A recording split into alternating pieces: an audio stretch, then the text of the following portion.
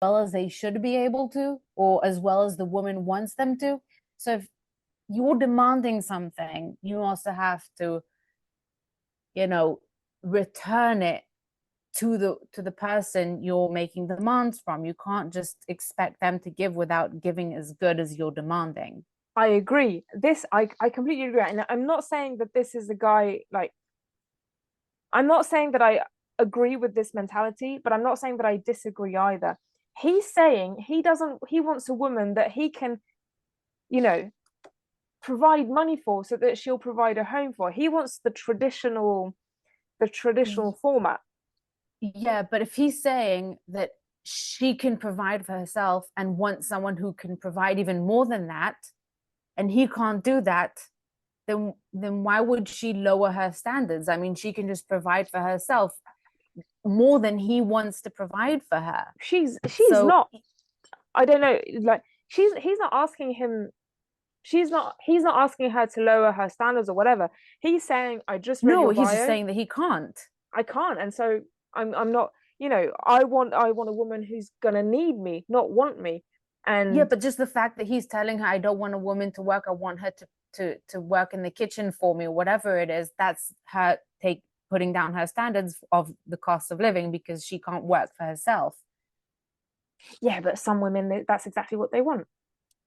No, and that's fine. Yeah, But yeah. again, and it goes both ways. If you're demanding something, you have to give the same in return. You can't just demand and then, you know, just give subpar.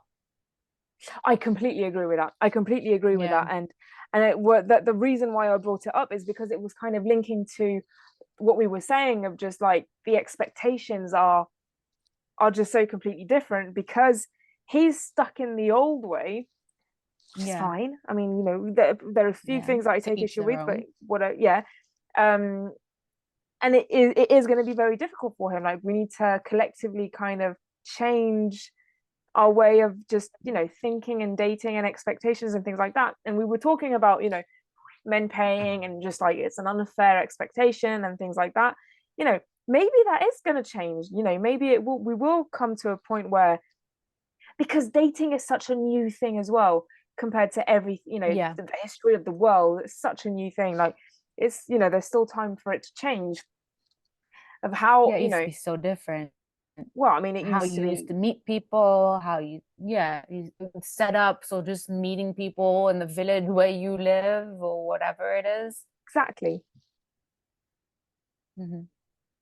Exactly. So it's, yeah, I mean, it's, just the expectations are changing. And and when he says that she writes, I'm an independent woman, it's that thing of, don't tell me who you are, show me who you are. If you feel the need to say that you're an independent woman, then I'm suspicious of that. Just kind of Yeah. like when people say I'm an honest person or like I'm faithful. So like these things should be obvious. You don't need to tell me them. And so, but if she is an independent woman, which is what we encourage everybody to be, yeah, her standards are going to be completely different. And it's, if you think about it, it's easier for a woman to have children than for men it is, because the whole thing we were talking about earlier about investment and paying the price, it's easy for them to just get Yeah. pregnant and then move off and have and build their own family and things. And I don't know whether we'll get there, but you can imagine kind of like this archaic, chaotic world where women just impregnate themselves with men and then just ditch the men and then build their own society. Men can't do that. Well, no, I mean, because on the one hand, I want to say that, I've been in the scene and the men today are just, some of them are terrible and are just not up to the standards that I want for my life. Mm.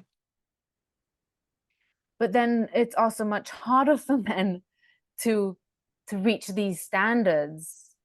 I don't know, it's just this catch 22 where, everyone's being required to reach higher standards and it's much harder. So and we're all so much more, and she was also saying about being rigid, and I think that we're all much less flexible. And it's, Yeah, she I'm did not say willing something. to settle for anything. Sorry. Yeah, no, you're right. Is that she's like, rigidity and flexibility, and like, boundaries are Yeah. important, but stupid standards are not boundaries. And Yeah. and And that you you're like you not need. willing to adapt anything that you do or yourself to the other person, to the relationship. When you're in a relationship, there are three entities: there's you, Mm, there's the person, and then there's the relationship.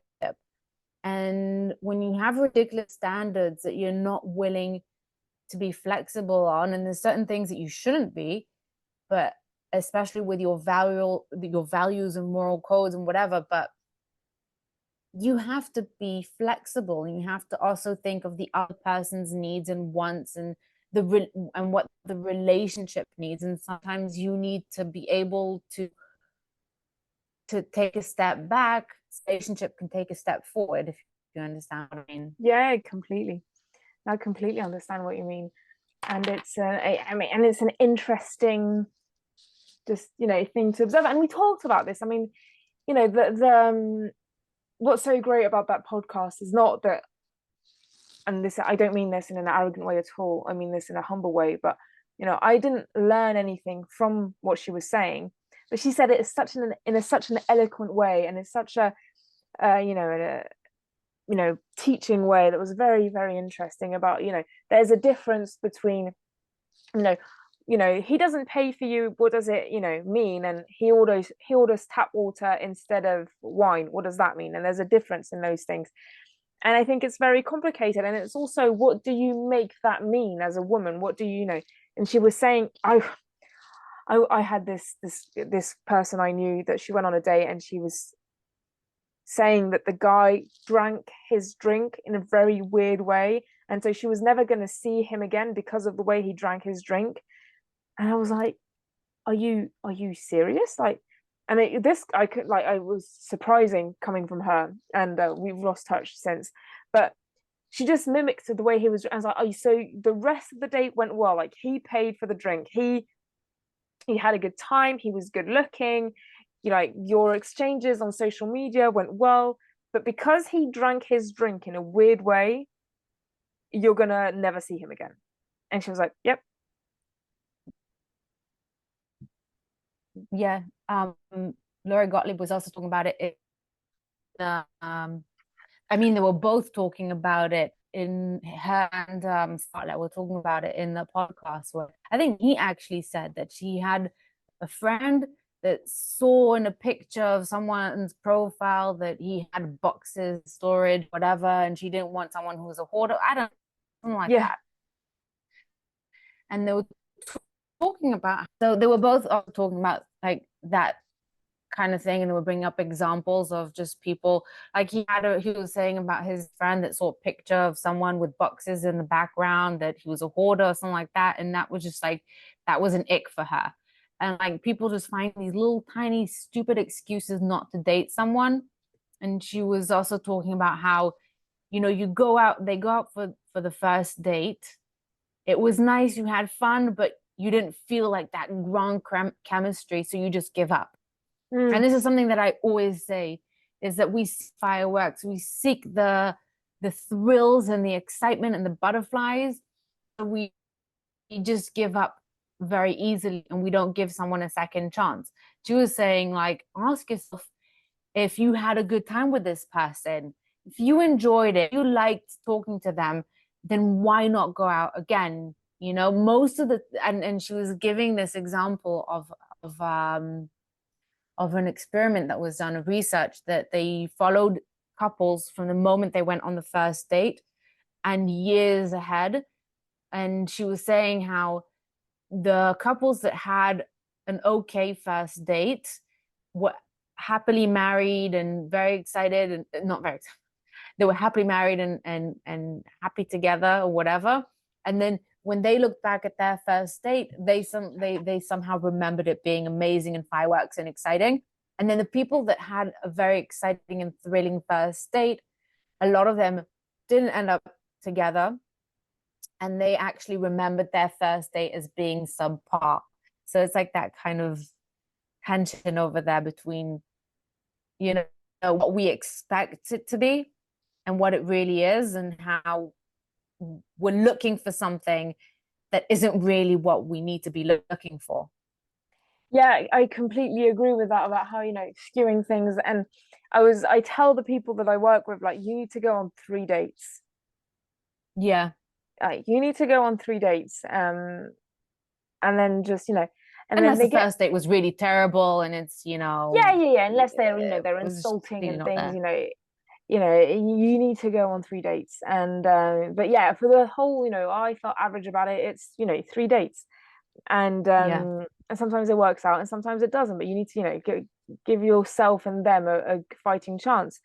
And honestly, you like, if you want to be in a relationship and you meet somebody who also wants to be in a relationship and who hasn't got like this fundamental flaw about them, and who like your values kind of match, then it's just a matter of time before it works. It is just a matter of time. Like this whole thing about, you know expectations and standards and things about physical and financial and mental and things, like they need to be up here and blah blah blah. It's just like these will kind of evolve and adapt and things, and it will make it work. Yeah. And she was also saying something that I think is very true, and probably one of the reasons why we give up so easily is because we're always focused on like what else is out there, and we're not looking at a partner holistically. We're just focusing on one aspect that's bugging us and bothering us. We're just writing them off because of that one thing. So we're focusing, oh, because that one thing in their looks, because of that height difference, because of that whatever it is, we're ignoring the rest of the person and Yeah. how suitable they are for us just because of that one thing or a few small things that are bugging us, you know? And so there's Yeah, more than that to a person and to a connection. yeah. And how, the more choice you have, the higher the chance of being disappointed. And because, oh, maybe that would have been better, or maybe I would have gone a better choice down there, and maybe this would have gone and that would have gone, and I just made a mistake. Oh, I stuck my pen into the cap and now it's stuck. I do this all the time. Oh, yeah, yeah. Ah, ah. Oh, you Anyway, needed a sorry about fidget that. toy. I know I do. I need a No fidget toy. worries. Anyway, whatever. That's that. That'll teach me.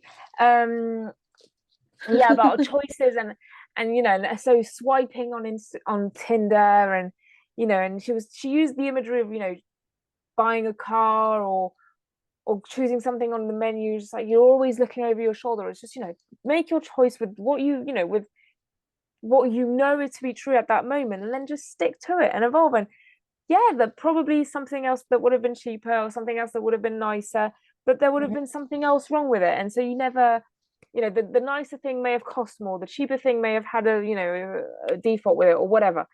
And it's the same with Yeah. dating. Like, today JT and I, we have these, we have things that we disagree on, and that you know, I find him a couple of flaws and he finds me a couple of flaws that are just character traits. And so they're not flaws, they're character traits. And so other people will not have these character traits, but then they'll have other things. Do I have an example? I mean, JT doesn't acknowledge me when I speak. Like and I say that sounds really horrible, and that's not what I mean. It's I'll talk to him and he'll just look somewhere else, and he'll be looking at something else, and he doesn't signal at all that he's listening. He doesn't look at me. He doesn't go. He doesn't he just listens whilst looking at something else, and it drives me insane. And I'm did you listen to me? What did I say? Blah blah blah. And it's not, but because fundamentally he is listening to me, he's just not communicating it to me. And so it's a tender, it's an annoying point for us. But so if I find somebody who's more of a communicator, maybe he's a less good listener. Maybe there are other things about other Yeah, people. all